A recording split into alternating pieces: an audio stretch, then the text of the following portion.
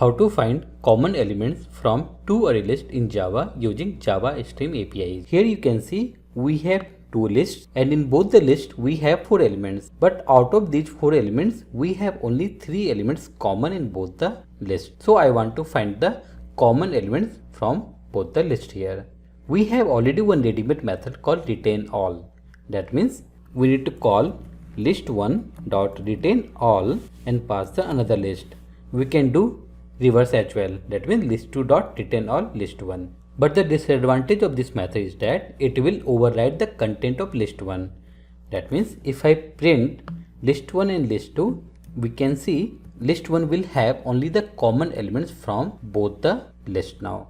So here you can see list1 content has been overridden. If you don't want to lose the original list, then you can create a copy of it and then apply the retain all method. But the same thing we can achieve using Java Stream APIs. So to apply the stream concept, first we need to get the sequential stream of either list. So let me apply stream on list1.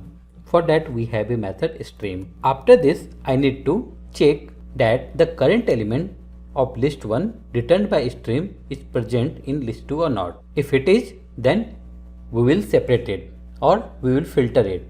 For that we have one method called filter from stream interface. So apply filter. If we represent the current element by LE, then condition will be this LE should be present in list2. That means list2 dot contains LE. So this filter condition will give me the stream of common elements from both the lists. After filter condition, that stream I need to collect. For that I need to use collect method, and here I can use collectors.toList because I want that stream to be returned as a list. This list I can store into another variable like list of string list3. Put the semicolon at the last, and here I can print the list3 value.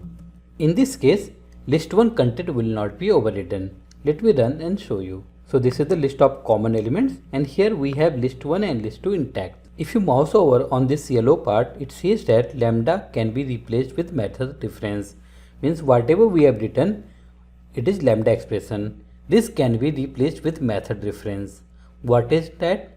So if you see, this LE part is very obvious thing, because here we are just representing the current element with a variable name. So we can get rid of this LE like this, and we can remove it from here. Since we are not passing any arguments to contain, so instead of using dot, here I am to use the colon, 2 colons, and here just remove the parenthesis. It is obvious that whatever element is written by stream, that will be passed to this contains method. So we have just removed the obvious codes here. This is called method reference, and if I run this program, we are going to get the same output as previous. So here you can see we got the common elements. Thanks for watching.